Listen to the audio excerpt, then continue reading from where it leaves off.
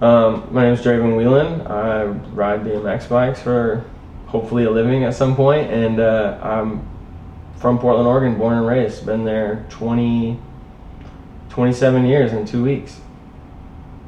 It's been a long run, a good run for the most part. Yeah, I mean, so you started early in life riding bikes?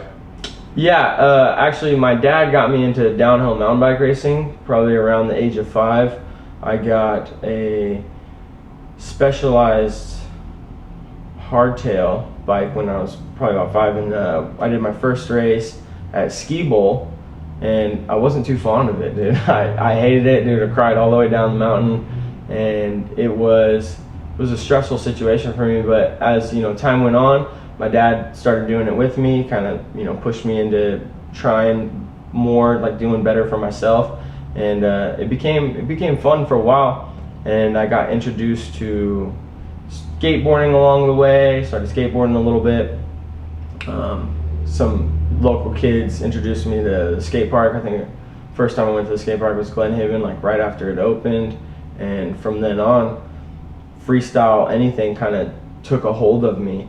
Downhill mountain bike racing, I wasn't too fond of the competition aspect of it, like who has the best times, you're going against all these other people. That kind of turned me off to that situation, whether it be just for fun or just in general. I always related it to that like need to be number one, and that kind of just bothered me for some reason. I just always wanted to just have some sort of camaraderie where it was like we're all pushing each other to be better, not because we all want to be number one, but because we all want to have fun. And that's kind of what freestyle gave to me, so yeah, I started skateboarding for a while, and then I actually like had this weird little kid relationship when I was in elementary school, and she had a cousin, I guess you would call it. Her mother's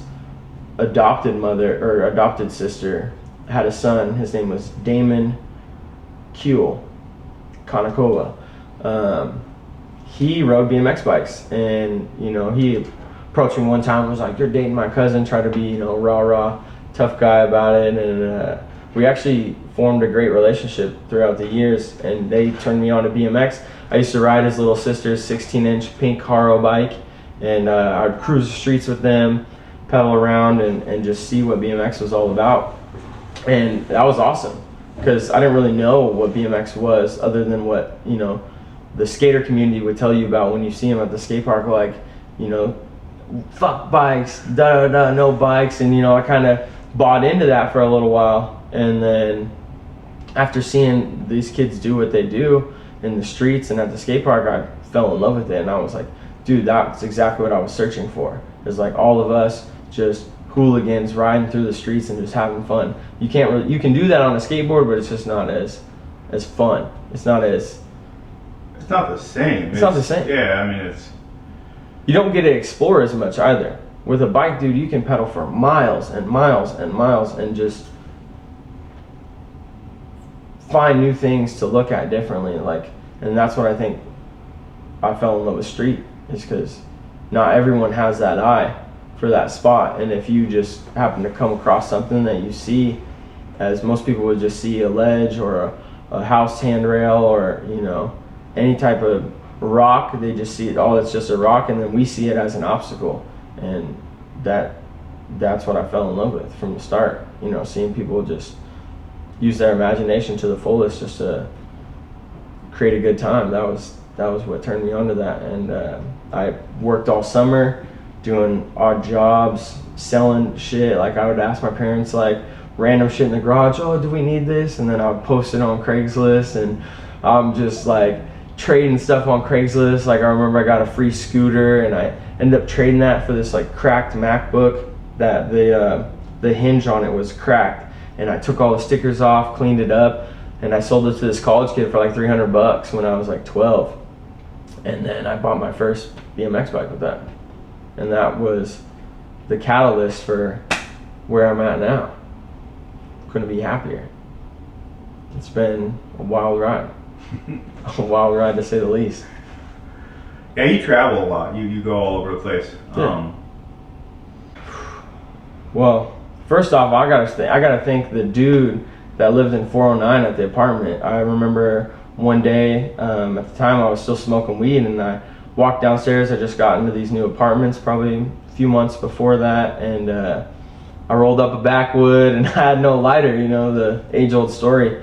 And this dude had a lighter, and we got to smoking and talking, and he was telling me about how he was traveling all the time, and I'm like, what? I'm like, dude, how do you do that? And he's like, dude, I got a job at Delta Airlines. He's like, you're white, dude, you could totally get the job. This is a Somalian kid telling me. And I was like, what? No way. And his name was Abdullah. And he actually helped me get the job. And after that, dude, I just saw the potential in bringing my bike all over the world with me. And I think my first trip ever was LA. Terrible idea. It was an absolutely terrible idea. No hate on LA for anything, but I rented a car because I'm pretty frugal. I like to be cheap as possible when I travel.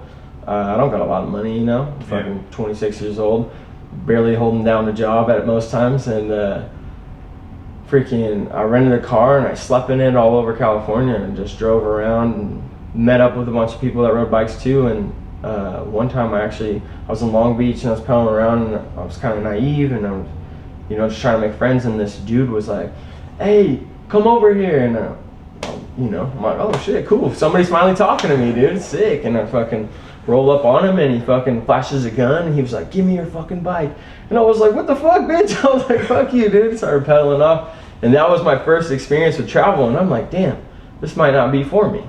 And then, you know, as time went on, I just started going more and more places and meeting amazing people along the way. Like with social media nowadays, dude, we can, you know, become friends with people all over the world.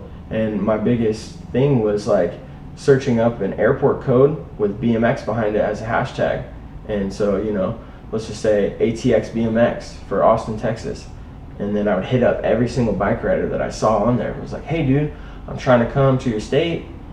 You know, you want to hang out and ride bikes?" And most people were like, "Hell yeah," and let me sleep on their couch or even pitch a tent in their yard. And I just started making friends that way and just going all over. I'd have to say the best place in the States that I've been so far is Hawaii.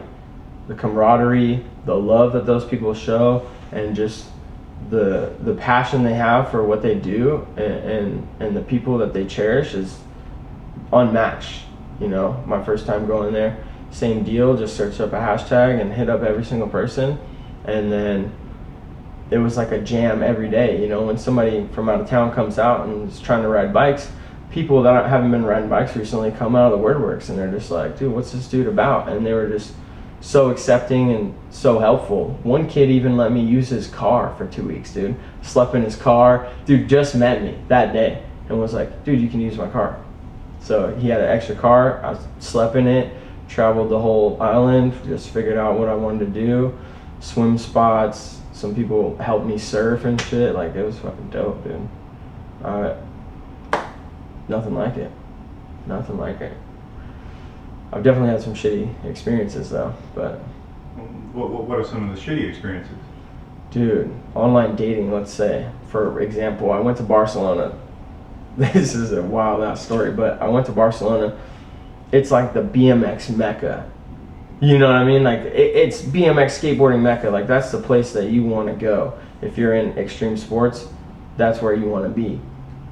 And I go to Barcelona, and I actually it was a 2-part trip planned. I was supposed to go to Barcelona for a week and Bali, Indonesia for a week.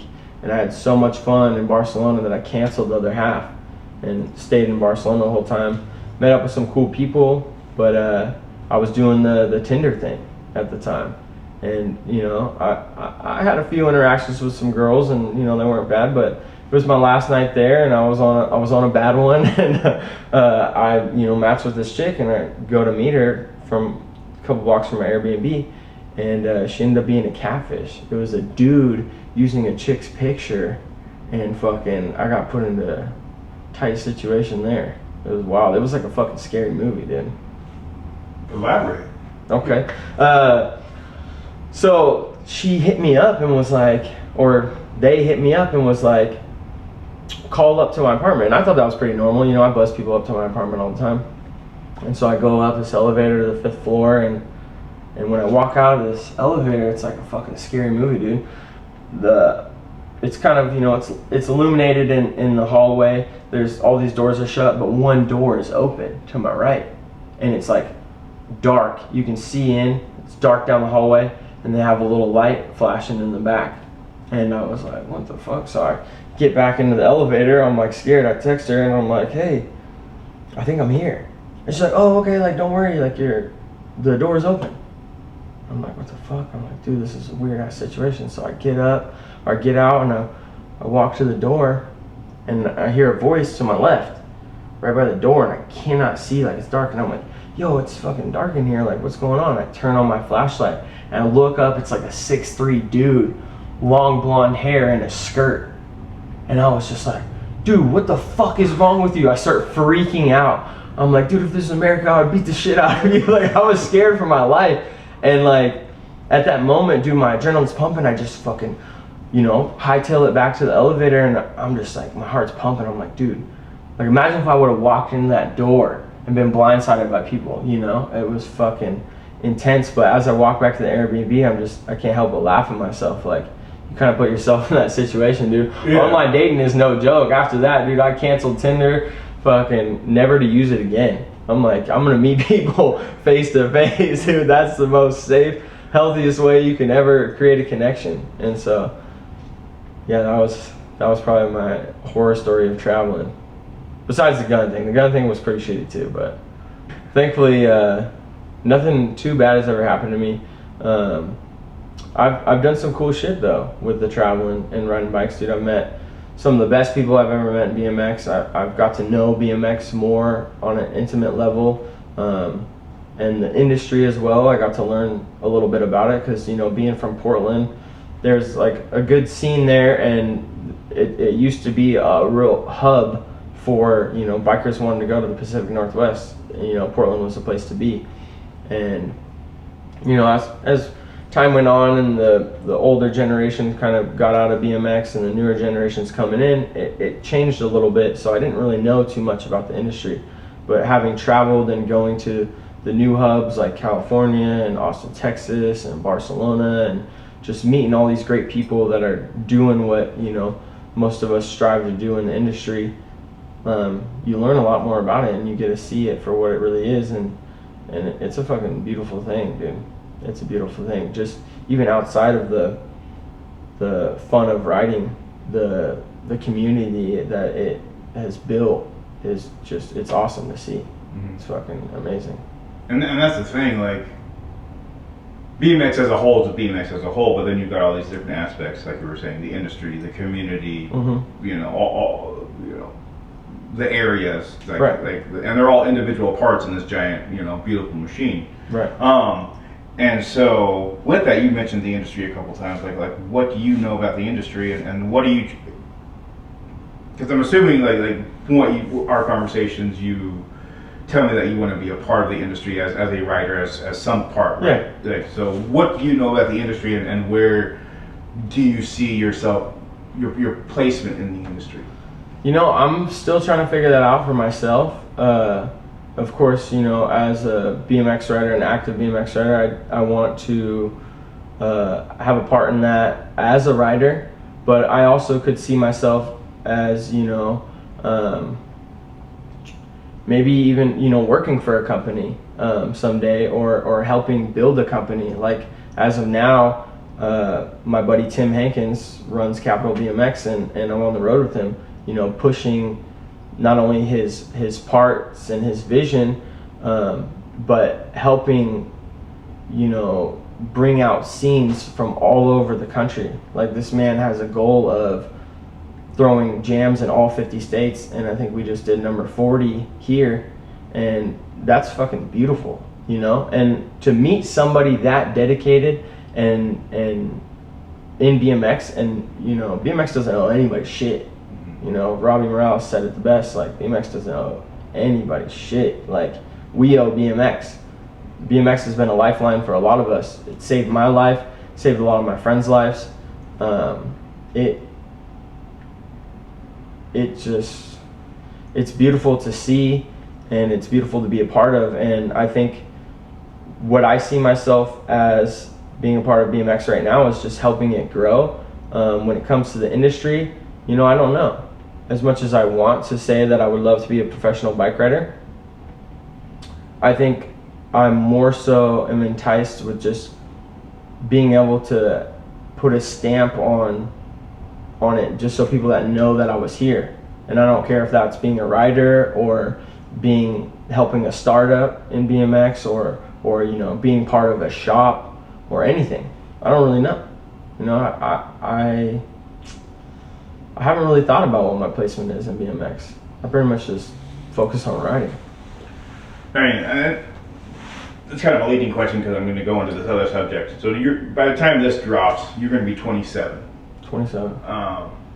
And 10 years ago, 15 years ago, that would have been your prime, right? Yeah.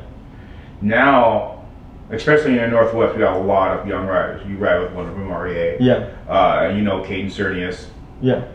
And there's a lot of kids coming in under the age of 10 doing amazing shit and under the age of 18 out there killing it. Absolutely. So do you feel like you're aging out at 27, or do you feel like you still got something to give as a rider to BMX?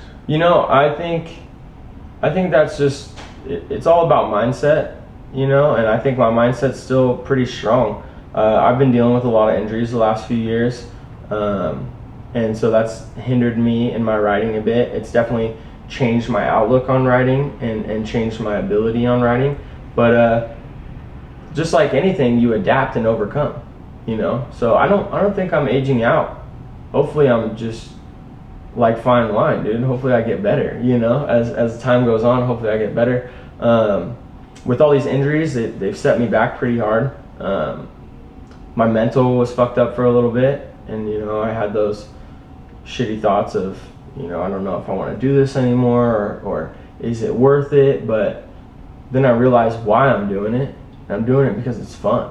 I'm doing it because it's fucking me, it's made me who I am today, and without it, fuck, I'd be nothing, dude. And and there's a lot of other shit that I'm interested in doing in my life, but right now my main focus is just doing what I can in BMX to feel accomplished for myself, not for any accolade or anybody else to be like, dude, you made it. I just want to give myself that validation, like, you did your part, like you did everything you ever wanted to do in BMX and some. And that's kind of where I'm at now. So aging out, fuck no, dude. Fuck no. I'm here to stay. Yeah, man. I mean, Portland, fuck, dude. There's a lot of shit going on when it comes to the scene. People just trying to make a name for themselves, or people that have already made a name for themselves. There's a lot of animosity towards that. And I've had my hand in some of it as well. Private conversation we had about a certain someone that tried to start I don't know what you'd call it, a business or a company within BMX, and kind of had what's the word I'm looking for? Just the wrong intentions, I guess you could say. And that really steered me the wrong way. And I'm no gatekeeper of BMX. I'm just fucking here to enjoy it, and like most people, and there's certain people that have opinion on things that don't actually, I don't think, align with BMX. And who am I to say what fucking BMX wants or deserves? But my humble opinion is that, like, there's certain people that want to get something out of BMX and not really give too much back, and that rubs me the wrong way. And from our interaction in the beginning, I was a fucking shitty kid, and so I'm going, let's just speak on our shit for a little bit. Yeah. I was basing my opinion on what you were doing, on what I hear from other people, and first and foremost, that was wrong of me to not do my own due diligence and get the facts. But it was wrong of me to hold any sort of opinion on what someone else was doing in BMX without knowing what that person's intentions were. And so after getting to know you and see that you're for the community and people are kind of, you know, upset about, oh, this person's doing that, but I've been doing this for this long, or, you know, and not speaking on how other people feel, but it created this animosity and this divide in the community where it was like, oh, if you're running with these people, then, you know, you can't fuck with me, or if you're running with these people, we don't fuck with each other, and that shit's whack. You know, I feel like as a community we got to do better, and Portland is already divided enough in so many other aspects that BMX is the last thing that should be divided. You know? Yeah, and there was a lot of issues with that, in regards to, let's say, one camp versus another camp. Yeah. One camp feels attacked first, and then they lash out and do that as well. I mean, I've talked shit. Like there's who hasn't? and I have no qualms admitting to any of that stuff. Yeah. And I have no real qualms about dropping names either. That Shad and I have a lot of perceived animosity towards each other. I mean, obviously, I can see my side of it. I can see his side of it, where I came out of nowhere. Yep. Nobody knew who I was. Right. Which really I looked at as an advantage. So yeah, there's just that animosity, and that always festered and grew. Right. And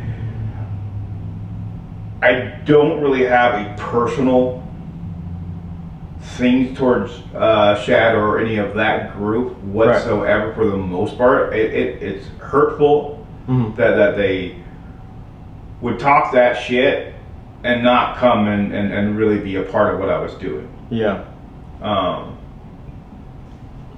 Or even see what I was doing. We even touch base to see what I was about. Yeah. They did not want to hear from any of my camp, anybody else, whatsoever. Right. I always view, especially as a business aspect of it, and that's what I'm really going to touch on. My customers were Shad's customers. Shad's customers were the Lumberyards customers. The Lumberyards customers were Gresham customers. Like, they were all the same customers. There wasn't, I mean, you had a few people like, no, I only shop at this shop. Right.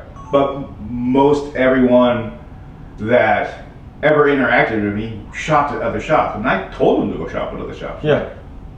They need your help as much as I need your help. Right. So BMX needs bike shops. yeah.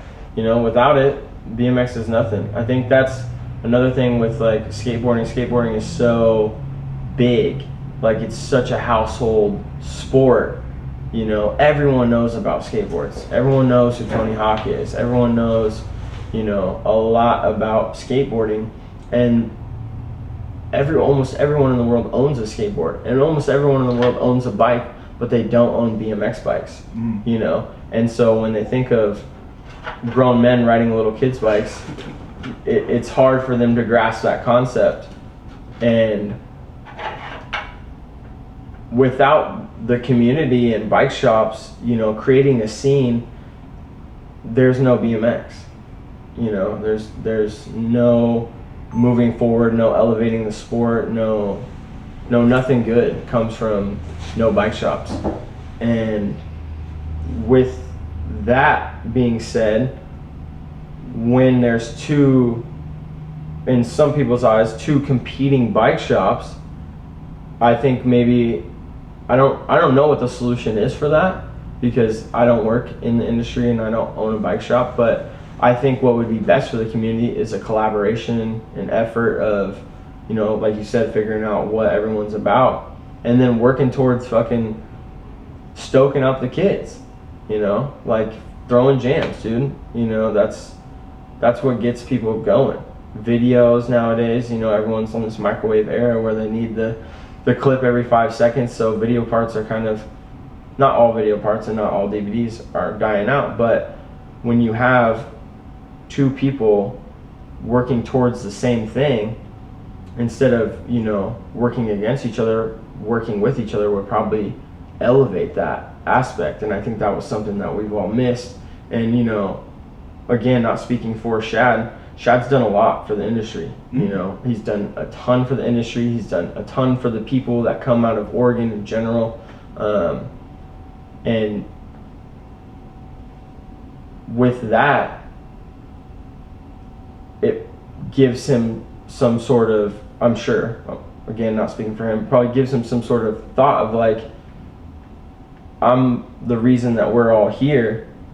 And so when somebody else comes in, you know, in the opposite end of what he's doing, he's kind of like, well, I don't even know what I'm trying to say at this point, but like he's trying to be like, well, he's going to protect the things that he worked for. Exactly. To keep out. And this is just me projecting my own opinion about it. Right. Because he's worked hard. Like I said, he's been a part of the industry. Everyone knows who he is in the industry. Okay. I got denied accounts because of Shad was in Portland. Like, and I think that's a bullshit thing because if I'm going to do business, I'm going to be about my business. I'm not going to bring a personal anything into my business activities. But yeah, so basically he probably viewed that me coming in, getting attention, and doing something at a new level to try to elevate what was already there, stepping on his toes. Yeah, you know, I think most people, it's a fight or flight. You know, when you feel like somebody's coming into your home uninvited, you get that fight or flight. You know, and it you can either fucking work with it or work against it. And like you said, he was trying to protect his shit. He's done a lot for the industry. I mean, they created one of the greatest videos of all time, in my opinion, Blueprint. And like, I don't know if you've seen that, but that was the epitome of the scene in the early 2000s. And you know, to be able to portray that to the world was amazing. And for kids like me who kind of grew up with writers, the people that put me on, Jeremiah Thompson, Daniel Hambone, fucking Damon, Cruiser Brian, Cruiser Lee, like all these older dudes that were core trail riders, Burnside early morning riders, you know, Andy Merrill, all these guys. It gave me this something to thrive for, you know, like when I saw that video, I'm like, that's what BMX is. That's what BMX. It's fucking jumping down the biggest shit, doing the craziest stuff with friends. And so as I grew up in BMX, trying to see something like that go down in my era, you know, and it all being divided, that never happened. It never came to fruition. And I never made it. I didn't do my part to make that happen either, because I bought into the animosity and the oh, well, fuck this group and fuck that group and blah blah blah. And that's not because of Shad or anything, that's because of my own personal shit. Well, yeah, no, I think that thought has been there, and I'm not because of Shad. No, it's just something that like you said, the skaters buy into that. Like now everyone's against scooter kids, and like it's just something that perpetuates, instead of stepping back and going like, hey, we're all doing something we love. We all can freaking stoke each other up and really kind of freaking get past any animosity and really elevate what we love. Yeah, and your own personality, you can elevate yourself and grow. Like, I've learned so much from other people in the last 3 years through other people about myself than I have when I've sat down and tried to, you know, kind of fester through all my shit. I got a lot of trauma, I got a lot of shit that I've repressed, and BMX has helped me move on from that. And then all these other people are teaching me a lot about, oh damn, that's why I react this way, is because, you know, maybe this happened earlier in my life, and instead of fucking being a grown man and dealing with it, I fucking was just in that little boy mindset of like, let's just throw that to the back of the bus and then fucking keep heading on forward. And, you know, that was something as I grow older that I'm learning, is like, we all got shit, you know, we all got problems, and all of our shit stinks. And we all do things that fucking people don't like. And whether that's gonna make or break you, you know, that's up to you. And so you didn't let it break you, and you fucking kept doing what you were doing, and that was awesome. And I thought what you did for the Portland BMX scene was great. Obviously there's people that think otherwise, And, you know, I had my opinion on it prior to meeting you. But after getting to know you and figuring out, doing my own due diligence, you did your part into making BMX great just as much as any other person. And that is what BMX is about. It's just fucking taking part. Just taking part. You know, not taking from, just taking part. Giving back. You know, having fun. That's what it all boils down to. If you're having fun, dude, then keep doing it. And if you're not having fun, it's probably not for you. You know? So this fucking politics, dude, I fucking hate politics. I hate politics in real life and I hate politics in BMX, dude. I fucking hate it.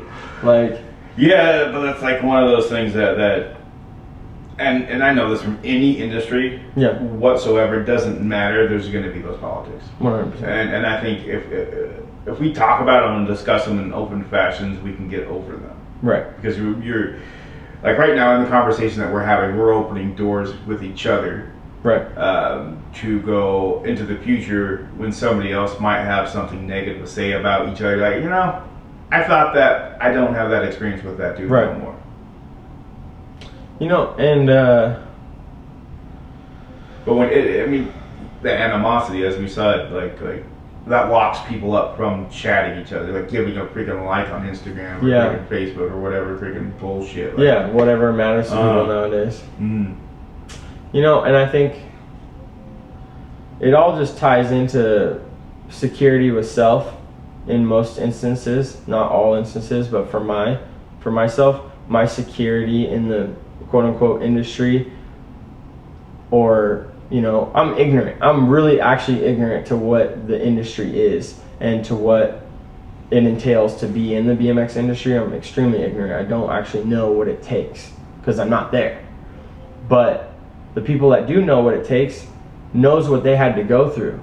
So when they see somebody else doing it, you know, there shouldn't be any sort of animosity in the sense of like, okay, yeah, you did your part and you got there, but just know how hard it was for you.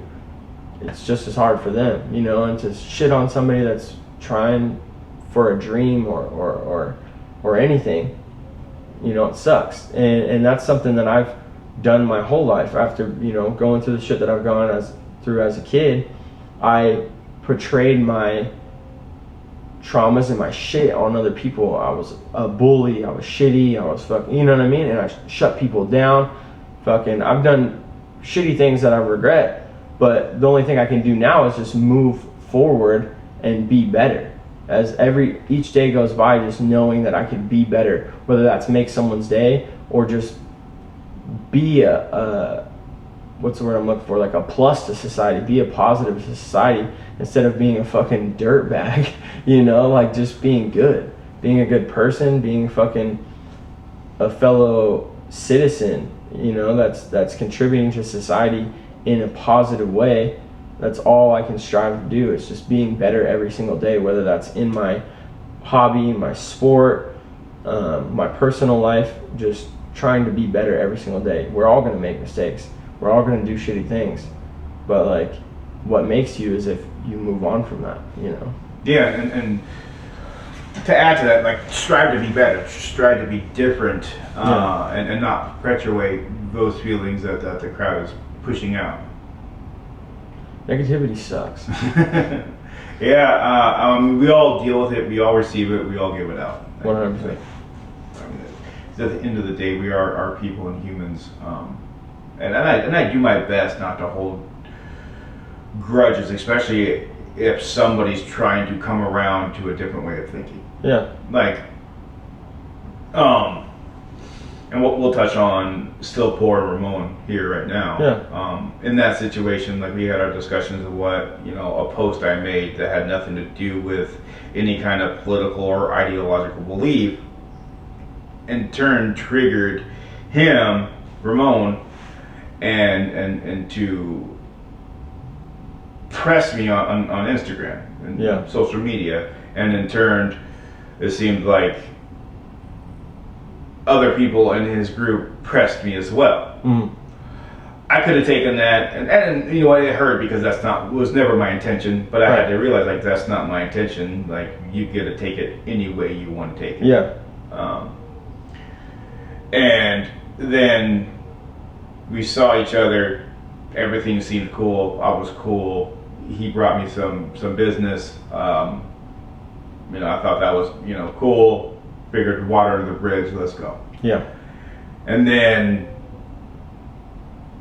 a few months after that, before I left, I felt I had to block him on Instagram and social medias because I felt like he was outwardly targeting me and a few of the people that I have business and friendships with. Mm-hmm.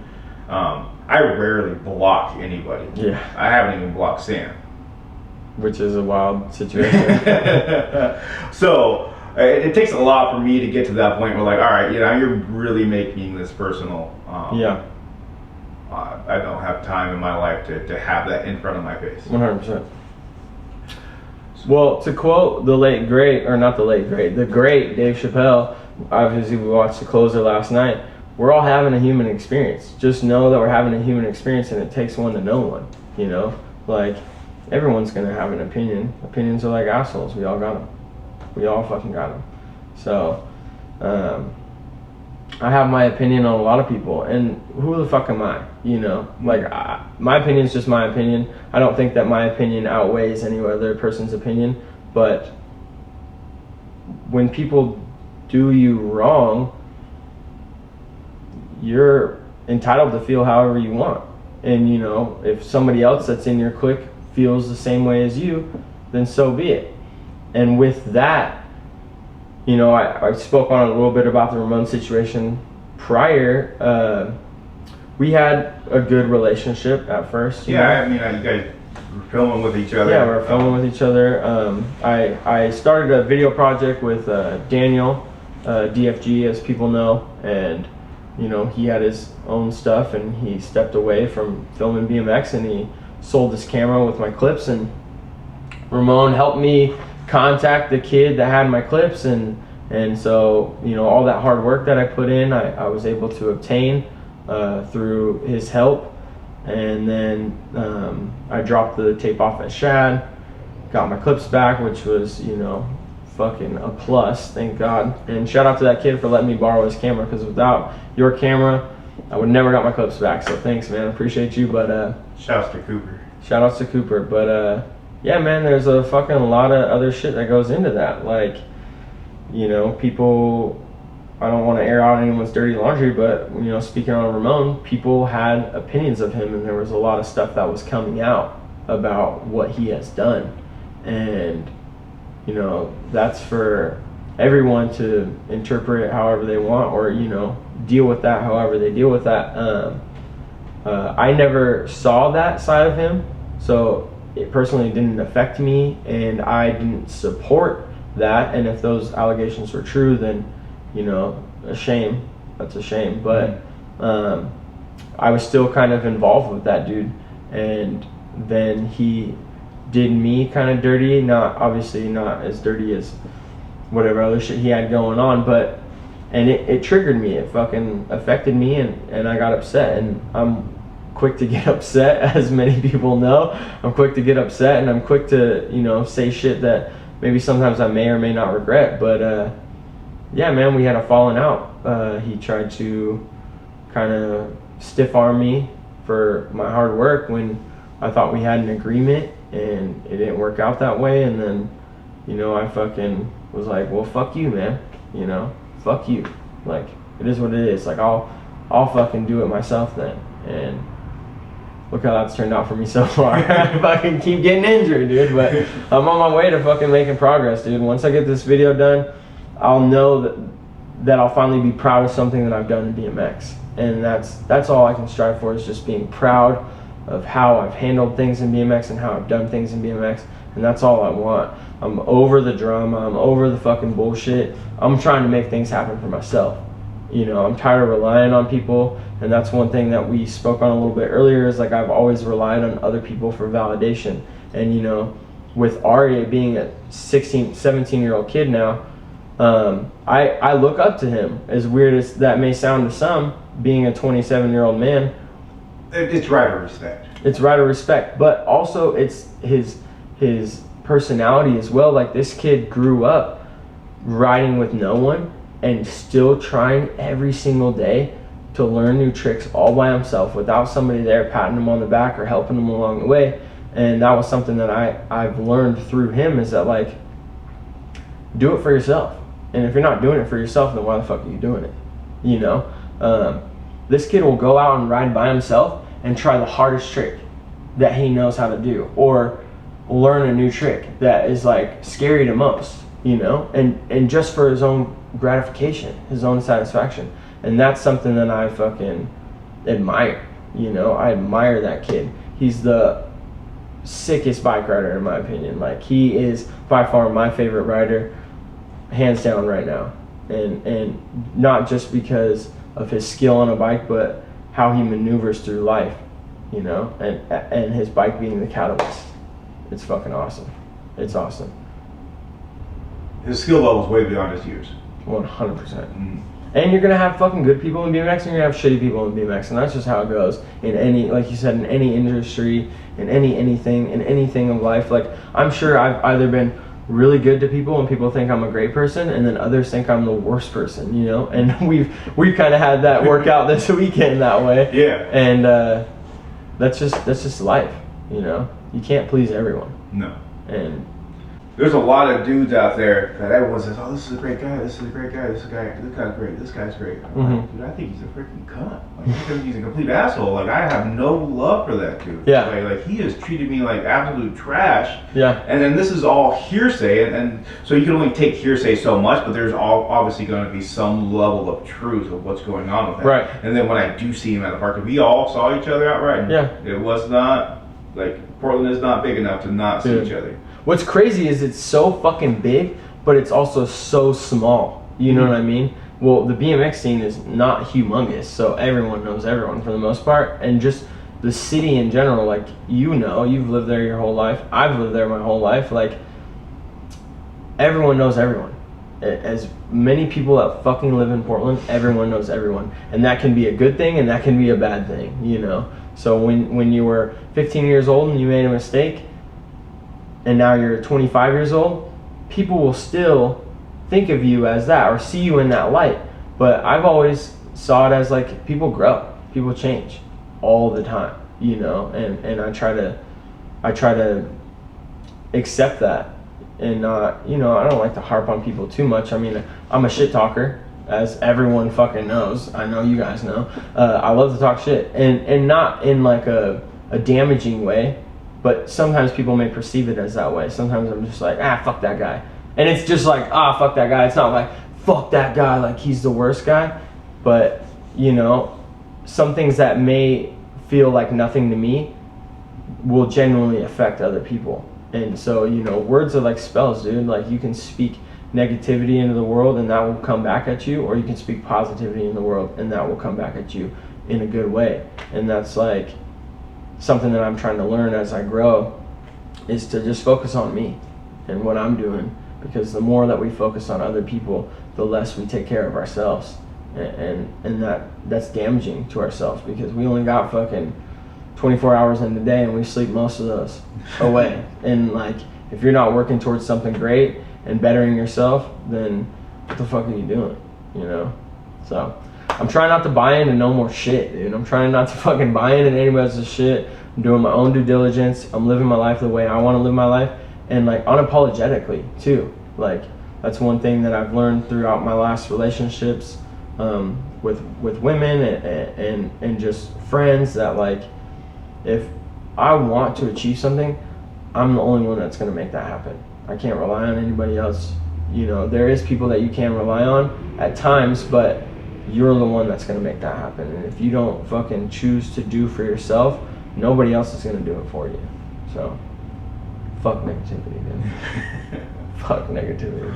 But yeah, the dudes that are out here are badass, and I want to freaking nurture that, and I want to build that up here to a level where it's like we're all in camaraderie together. And hopefully we can all kind of squash any kind of beef before it turns into animosity. Yeah, man, I mean, that's all we can do. Fucking, we're all here to have fun. Mm-hmm. And hopefully that's everyone's goal, you know, because when other factors come into that, you know, whether it be business or any, that's when shit goes south.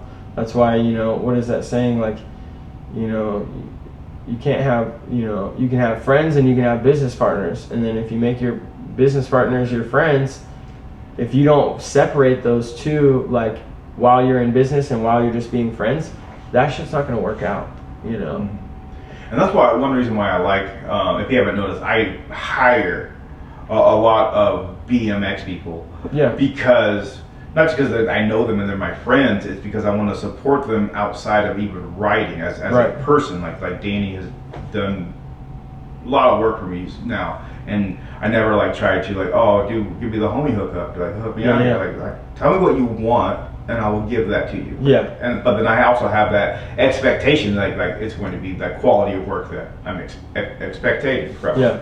And I deal that with anybody. Right. It's like, dude, you tell me what you want, and then I'll have the expectation if I'm paying you for it to be legit, and you're going to back it up if something goes wrong. Yeah. Tell me what you're worth. Yeah. And our word is everything.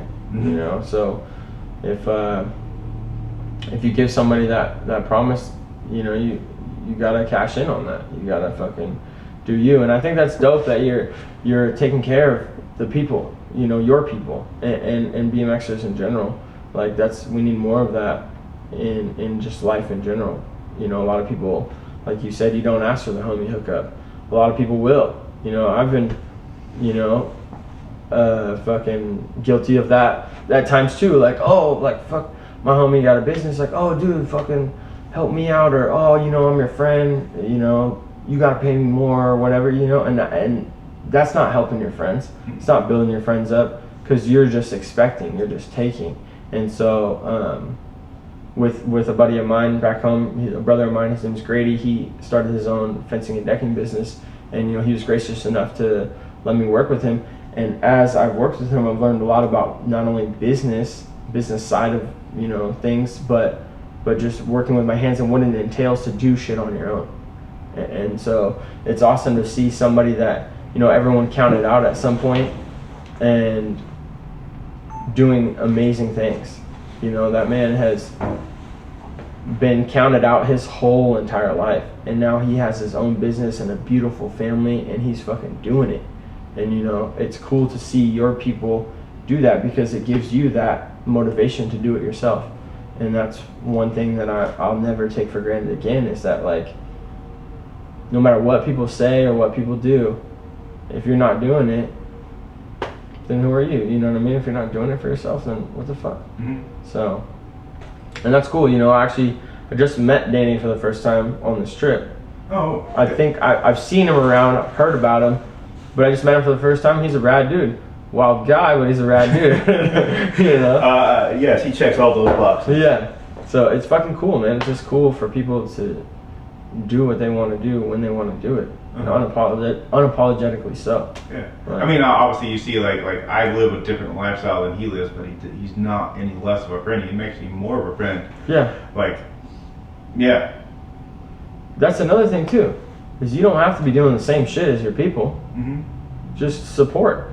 Mm-hmm. Support them and what they do, and hopefully they'll support you in turn. And that's all it takes. That's what friendship is, really, is building your people. And if you're, being a shitty friend and you're fucking tearing them down, you're not really a friend, know. And sometimes that happens. Sometimes you gotta walk away. I had a friend of 14 years I had to take a step back from. That was considered one of my brothers, and we just weren't really aligning. And sometimes you gotta do that. I have actually a good friend, Diego, who I've been meaning to hang out with. So if you ever do see this video, know that I love you. But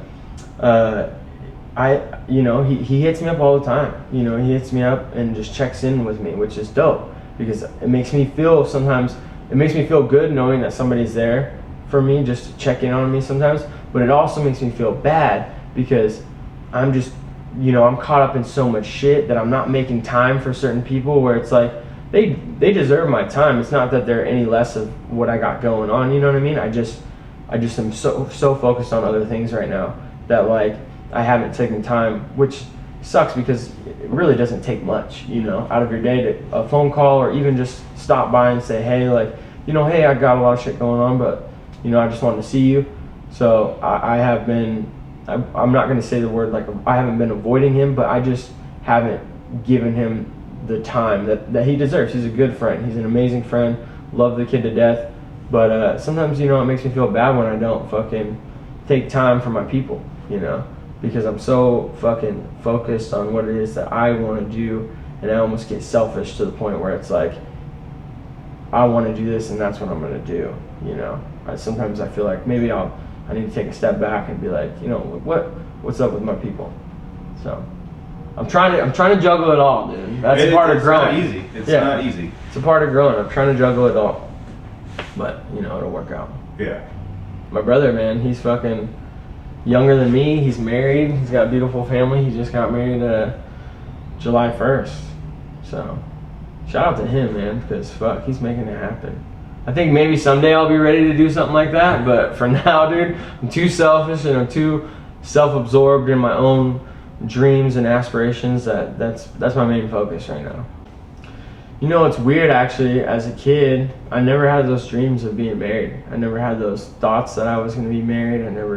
I actually thought I was going to be single. My grandmother, she's the greatest woman to ever be in my life. Love that woman to death. RP, rest her soul. She saved my life. I was in a terrible situation growing up, and she really took care of me. But seeing her as a child, she was always single. And so I saw myself as being single for the rest of my life. I don't know why, but it wasn't like a dream of mine to be happy and have a family, or not to be happy, but to have a family, And so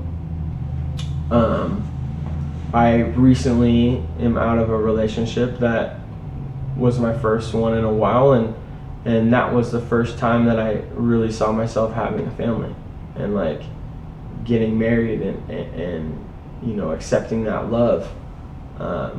Things didn't work out due to my own shit, and no bad blood on her. She's fucking amazing, and she's gonna do great things, but she kind of opened my eyes to what it means to be, one, a great partner, which I haven't been throughout my life, and two, what it entails to start a family and take care of someone, and that's something that I've been thinking about more and more as time's gone on, but I'm just not ready.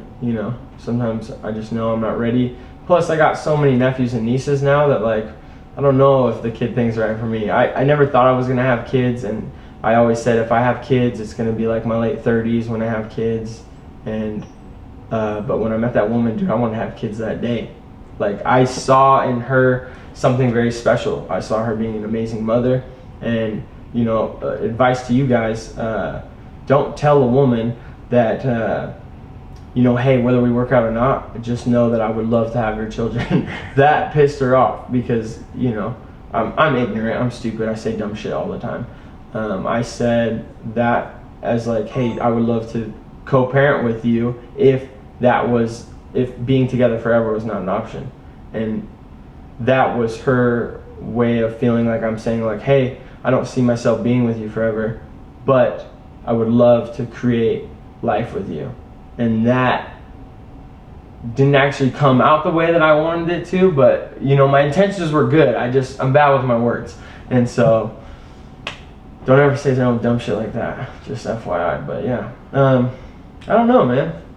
I don't know. I haven't found the one yet, apparently. Like, I don't believe in wrong time, right person. I don't believe in a lot of that bullshit. I think that, when the time is right, that person that you need will be there if you work to get that person there. You know what I mean? It's not all about fucking getting it put on a silver platter for you. You gotta put in the work. You gotta do the work. You gotta create yourself, build yourself to build with anyone else, because I think that love is like you guys walk your own paths while holding hands. You gotta have your own life, and if you intermix that shit, then you're gonna lose track of yourself. And I learned that at a young age. My parents' relationship, I think that that also turned me off to relationships as well.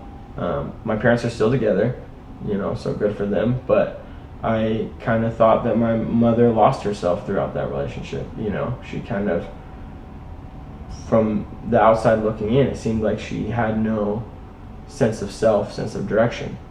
And then my father, as time went on, he lost himself. And, you know, he had no sense of self-worth and direction. And now it's like they're trying to pick up pieces at, you know, old age. And that's a fucking hard thing to see and I'm sure go through. And that's one thing that I don't want.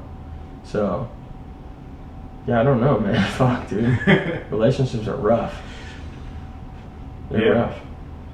I mean, I can't hardly hold one down, so I don't know. It'll work out if it works out, you know. Mm-hmm. If the cards are right, it'll work out. Well, I mean, do you got any last words you want to say? Anything else? Get a bike and go ride with your friends, whether it's for a living or just for fun. I think it's one of the greatest things that I've ever done in my life. And whatever tool, it doesn't have to be a bike. It can be a scooter, a skateboard, a snowboard, skis, anything, dude. Just find something that you love to do and do it. And do it with friends and build relationships and just live your life unapologetically.